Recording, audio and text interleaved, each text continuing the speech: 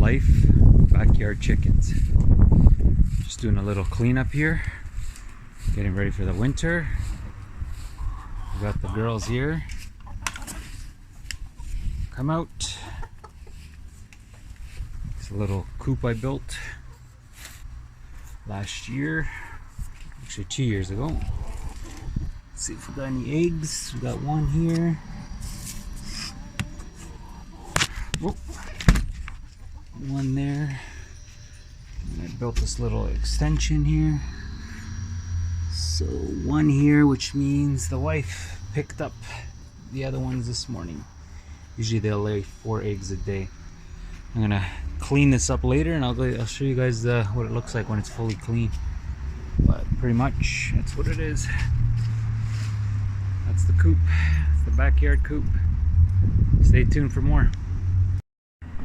Okay, folks, winterization is done.